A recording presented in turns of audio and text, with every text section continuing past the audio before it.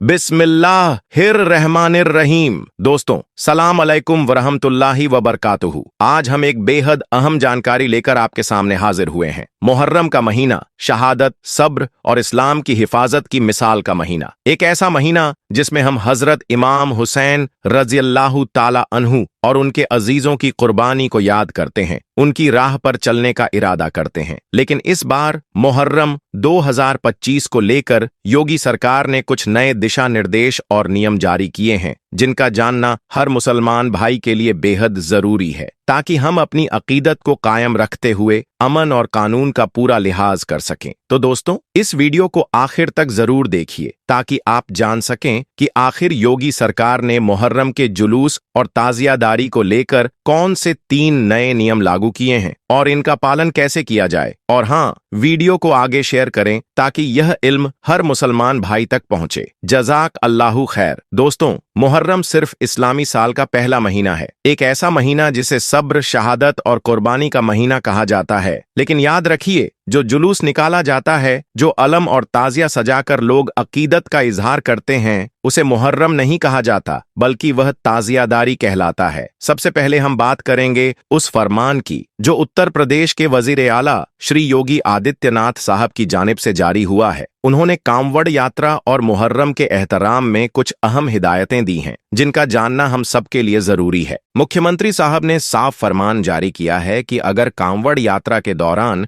DJ की आवाज तय की गई हद से ज्यादा तेज हुई तो उस पर सख्त कार्रवाई की जाएगी, क्योंकि इस्लाम भी सिखाता है कि किसी की इबादत या अमल में खलल डालना गुनाह है और दूसरों की अमन और सुकून की फिजा को बरकरार रखना हमारा दीन भी है और इंसानी फर्ज भी। जिस तरह दीन ए इस्लाम हमें अमन, भाईचारे और एहतराम सिखाता है, उसी तरह हमारी जिम्मेदारी बनती है कि हम अपने हर अमल से समाज में सुकून और मोहब्बत फैलाएं। मुख्यमंत्री योगी आदित्यनाथ साहब का फरमान आया है कि मुहर्रम के जुलूस के दौरान कोई भी शख्स तलवार या किसी किस्म का हथियार लेकर ना चले और ना ही किसी तरह का हथियार हवा में लहराए। इस्लाम का पैगाम भी यही है कि नाहक खून बहाना, खौफ फैलाना या दहशत दिखाना हराम है। जो कोई भी ऐसा करेगा उस पर सख्त कार्रवाई होगी। इसके अलावा मुहर्रम में कोई नई रस्म या नई परंपरा शुरू करने की इजाजत नहीं दी जाएगी, ना कोई नया ताजिया निकाला जाएगा और ना ही कोई ऐसी चीज जो पहले से तय नहीं थी। सबसे अहम बात यह है कि किसी की दिल आजारी न की जाए। किसी भी मजहब, किसी भी बिरादरी या उसके मानने वालों के खिलाफ कोई ऐसी बात न कही जाए जिससे उनका दिल दुखे। यही दीन का हुक्म है, लाखुम दीनुकुम वलिया दीन। तुम्हारा दीन तुम्हारे लिए, हमारा दीन हमारे लिए। दीन ए इस्लाम हमें तालीम देता है कि हर अमल में तहजीब हो, अदब हो और शरीयत की रोशनी में हो। इसी सिलसिले में उत्तर प्रदेश के मुख्यमंत्री योगी आदित्यनाथ साहब का फरमान सामने आया है। उन्होंने हिदायत दी है कि मुहर्रम के जुलूस में कोई भी शख्स तलवार या किसी भी तरह का हथियार लेकर न चले और ना ही किसी तरह का हथियार हवा में लहराए। जो ऐसा करेगा उस पर सख्त से सख्त कार्रवाई की जाएगी। इसके अलावा किसी दूसरे धर्म या उसकी आस्थाओं के खिलाफ कोई नारेबाजी न की जाए। यह हमारे दीन की भी तालीम है कि किसी की दिल आजारी न हो। कुरान करीम में साफ फरमाया गया है, वला तसब्बुल्लजीना यदुना मिन दुनिल्लाह, यानी तुम उन लोगों को गालियां न दो जो अल्लाह को छोड़कर दूसरों को पुकारते हैं, ताकि वो भी जहालत में अल्लाह को बुरा न कहें। अब जहां तक जुलूस का सवाल है, अफसोस की बात है कि आजकल हम देखते हैं कि जुलूस के आगे ढोल नगाड़े बजाए जाते हैं, नाच गाना और हुल्लड़बाजी की जाती है और तो और शराब पीकर रक्स किया जाता है। ये सब अमल दीन ए इस्लाम की रूह के खिलाफ हैं। इमाम हुसैन अलैहिस्सलाम की याद में जश्न मनाना अगर हो भी तो वह तहजीब और इबादत के दायरे में हो। शहीद का मर्तबा बहुत आला होता है और शहीद की याद, मातम, सब्र और इबरत का सबक देती है, न कि नाच गाने और बेअदबी का। एक अहम सवाल यह है कि क्या इस्लाम में खुशी मनाने का यही तरीका है? क्या हमारी शरीयत ने हमें इस तरह की रस्मों की इजाजत दी है? हकीकत यह है कि इस्लाम ने नाच गाने और बेहुदा हरकतों को हराम करार दिया है। आज हम अफसोस के साथ देखते हैं कि मुहर्रम जैसे मुकद्दस महीने में कुछ लोग इतनी ऊंची ऊंची ताजियां बना लेते हैं और उन्हें पूरे मोहल्लों और गलियों में घुमाते हैं, और यह सब उस अंदाज में करते हैं जिससे न सिर्फ शरीयत की तौहीन होती है बल्कि कई बार इंसानी जानों को भी खतरा हो जाता है। बिजली के तारों से टकराकर हादसे होते हैं, मासूम लोगों की जानें चली जाती है और आखिर में उन ताजियों को नाले, गटर और दरिया में फेंक दिया जाता है। क्या यही है मोहब्बत हुसैन? क्या यही है इज्जत और ताजिम? भाइयों, हजरत इमाम हुसैन अलैहिस्सलाम की कुर्बानी हमें सब्र, तकवा और हक की राह पर चलने की सीख देती है, न कि दिखावे और फिजूल रस्मों की। याद रखें, हमारे अमल से अल्लाह राजी होना चाहिए, न कि हम दिखावा करके अपने नेक अमल को जाया करें। कुरान करीम फरमाता है, कुल इन सलाती व नुसुकी व महियाए व ममाती लिल्लाहि रब्बिल आलमीन, यानी कह दो कि मेरी नमाज, मेरी कुर्बानी, मेरा जीना और मेरा मरना सब अल्लाह रब्बुल आलमीन के लिए है। आइए अब हम जानते हैं ताजियादारी की असल हकीकत और उसका आगाज कैसे हुआ। यह वाकया उस जमाने का है जब हिंदुस्तान एक बहुत बड़ा मुल्क था, जिसमें आज का पाकिस्तान, बांग्लादेश और अफगानिस्तान भी शामिल थे। उस दौर में हिंदुस्तान पर तैमूर लंग नाम का बादशाह हुकूमत करता था। तैमूर लंग तुर्की से ताल्लुक रखता था और उसके दिल में हजरत इमाम हुसैन रजी अल्लाह ताला अन्हु की मोहब्बत बेपनाह थी। जब भी मुहर्रम शरीफ का महीना आता, तैमूर लंग का दिल बेचैन हो जाता और वह हर साल कोशिश करता कि रौजा-ए इमाम हुसैन की जियारत के लिए इराक पहुंचे। वो हर साल मुहर्रम में इराक जाता और हुसैनियत की उस पाक जमीन पर हाजिरी देता जहां इस्लाम की खातिर नबी के नवासे ने अपनी जान कुर्बान की। यह बादशाह की मोहब्बत का हाल था कि वह हर साल इस जियारत को अपने लिए फरीजा समझता। लेकिन अल्लाह की मर्जी ऐसी हुई कि एक साल तैमूर लंग सख्त बीमार हो गया। इतना बीमार कि चलने फिरने की ताकत भी न रही। हकीमों, तबीबों ने लाख दवा की, लेकिन कोई शिफा न हुई। उसी मोहब्बत हुसैन में बेचैनी के आलम में तैमूर लंग ने अपने वजीर से कहा कि कोई ऐसा तरीका निकाला जाए कि मैं हुसैन की याद को अपने पास महसूस कर सकूं। और यही से ताजिया बनाने की शुरुआत हुई। उस रोजा मुबारक की नक्शा निगारी कराकर उसकी याद को अपने पास लाया गया ताकि वो दिल से जियारत कर सके। लेकिन एक बार ऐसा हुआ कि तैमूर लंग बहुत ज्यादा बीमार पड़ गया। वह इतनी गंभीर बीमारी से घिर गया कि उठने बैठने या चलने फिरने की हालत में भी नहीं रहा। बड़े बड़े हकीमों और तबीबों ने उसका इलाज करने की भरपूर कोशिश की, लेकिन उसकी बीमारी का कोई इलाज नहीं हो सका। जैसे ही मुहर्रम का महीना करीब आने लगा, तैमूर लंग हजरत इमाम हुसैन की मोहब्बत में बेचैन होने लगा। उसका दिल इराक जाने को बेताब हो उठा, लेकिन इस बार वह इतनी गंभीर हालत में था कि रोजा-ए इमाम हुसैन की जियारत करने के लिए इराक जा पाना उसके लिए मुमकिन नहीं था।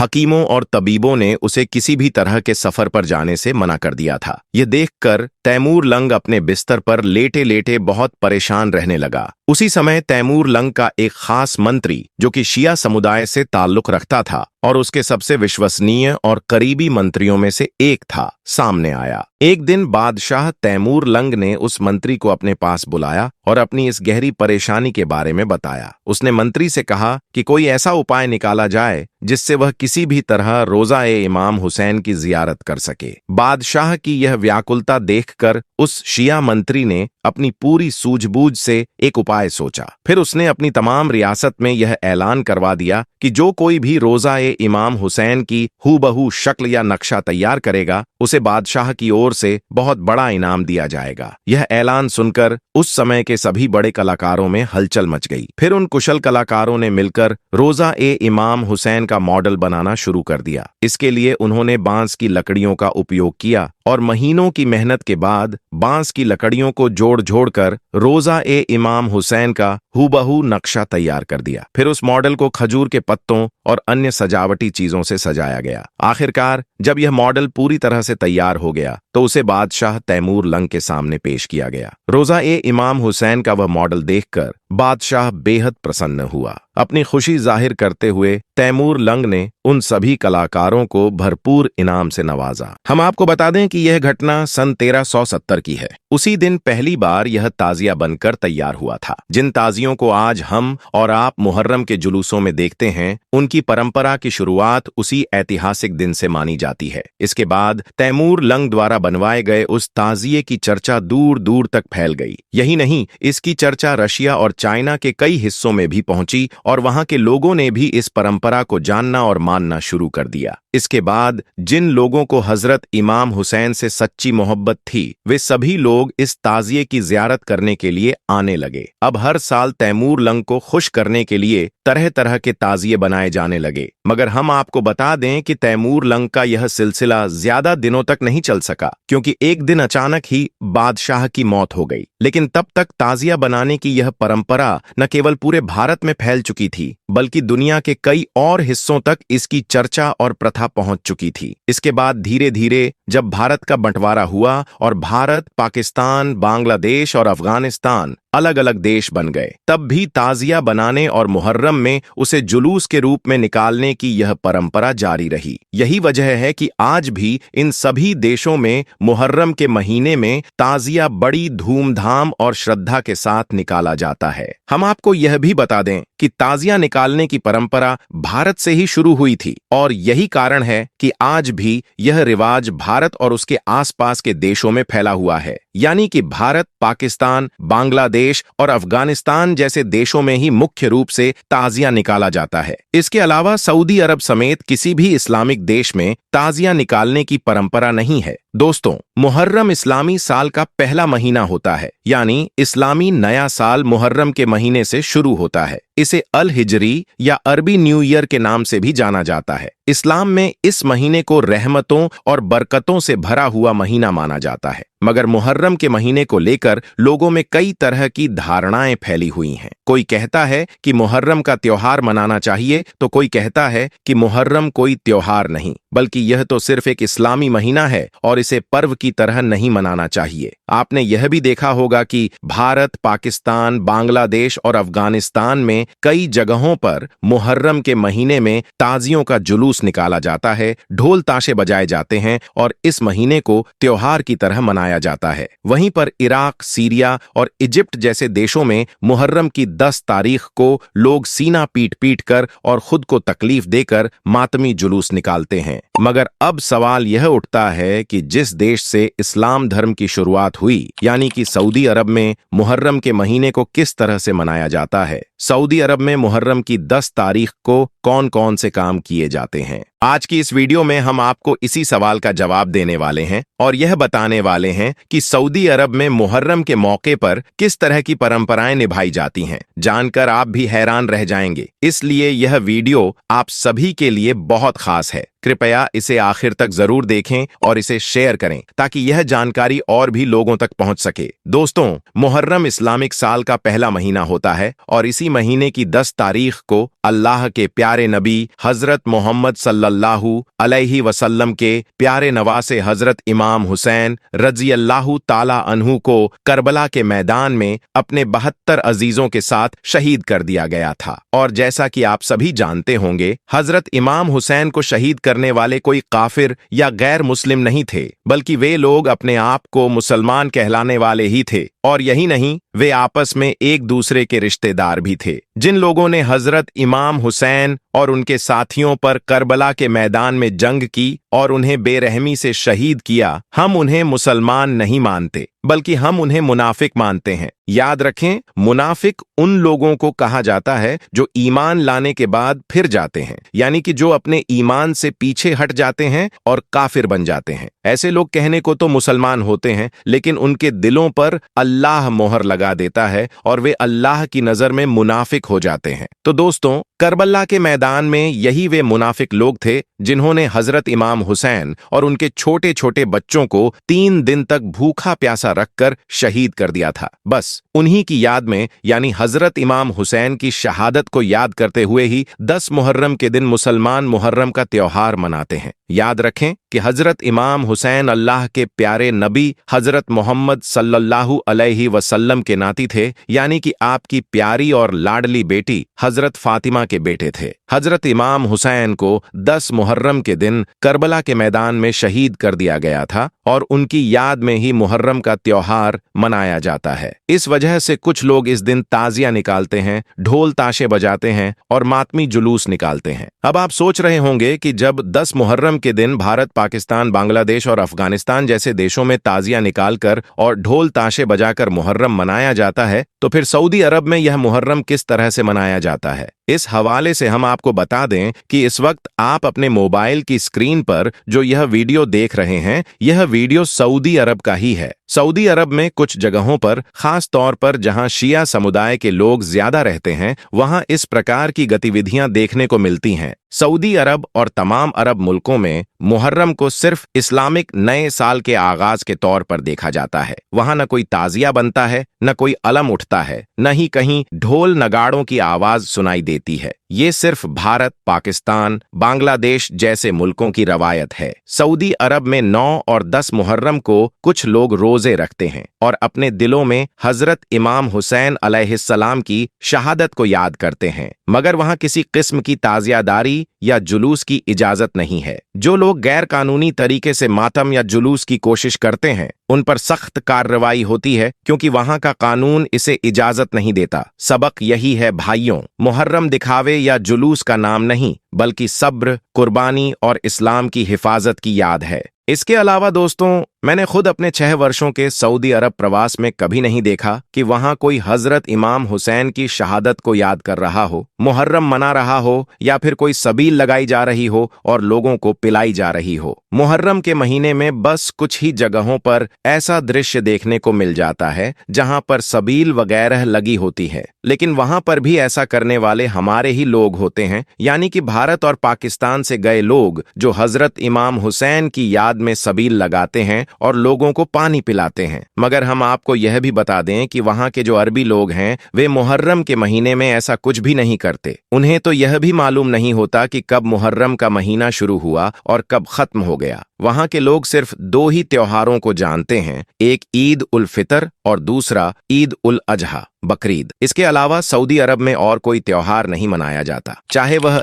ईद मिलाद उन नबी हो, कोंडे की नियाज हो, या फिर शबे बारात। इन 2 त्योहारों ईद उल फितर और ईद उल अजहा के अलावा सऊदी अरब में किसी भी त्योहार को नहीं मनाया जाता। दोस्तों, अब आप बताएं कि इस पर आपकी क्या राय है। इस विषय को आप किस दृष्टिकोण से देखते हैं? क्या मुहर्रम के त्योहार को मनाना चाहिए या फिर नहीं? कृपया अपनी कीमती राय हमें कमेंट बॉक्स में अवश्य साझा करें। भारत, पाकिस्तान जैसे देशों में मुहर्रम का त्योहार मनाया जाता है, अलम उठाया जाता है, जिससे हजरत इमाम हुसैन की यादें ताज़ा हो जाती हैं। ऐसा करने से हमारी आने वाली नस्लें, हमारे बच्चे यह जान पाते हैं कि हजरत इमाम हुसैन कौन थे, उनका मर्तबा क्या था और उन्होंने करबला के मैदान में अपने पूरे घर बार को क्यों कुर्बान कर दिया था। ऐसा करने से बच्चा बच्चा जान जाता है कि हजरत इमाम हुसैन ने इस्लाम को बचाने के लिए करबला के मैदान में अपने पूरे घर बार को कुर्बान कर दिया था। यही वजह है कि आज हमारे यहाँ यानी भारत और पाकिस्तान में बच्चा बच्चा हजरत इमाम हुसैन और उनके मर्तबे के बारे में अच्छी तरह से जानता है। हमारे यहाँ जैसे ही मुहर्रम का महीना शुरू होता है, बच्चों की जुबान पर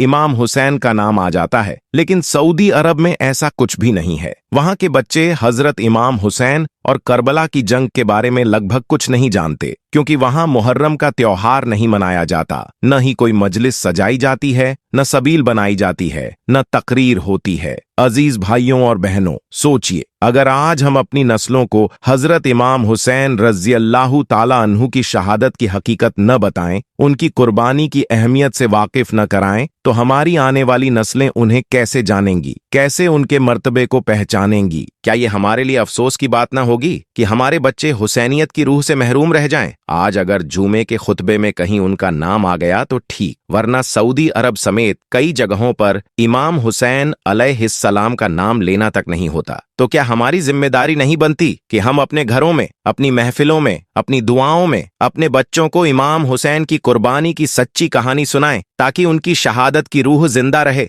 भाइयों, मुहर्रम कोई तमाशा या दिखावे का महीना नहीं, ये सबक लेने का महीना है। हमें इस महीने को अपनी नस्लों में इमाम हुसैन की सच्ची मोहब्बत और इस्लाम की हिफाजत के जज्बे को उतारने का जरिया बनाना चाहिए। आपसे गुजारिश है कि अपनी राय कमेंट बॉक्स में जरूर दीजिए। क्या आपको लगता है कि मुहर्रम की याद को कायम रखना चाहिए? और अगर यह बात आपके दिल को लगी हो तो दिल से एक लाइक दीजिए और इस वीडियो को अपने भाइयों, बहनों और दोस्तों तक शेयर कीजिए, ताकि हुसैनियत का पैगाम हर दिल तक पहुंचे। वस्सलामु अलैकुम व रहमतुल्लाह व बरकातुहू।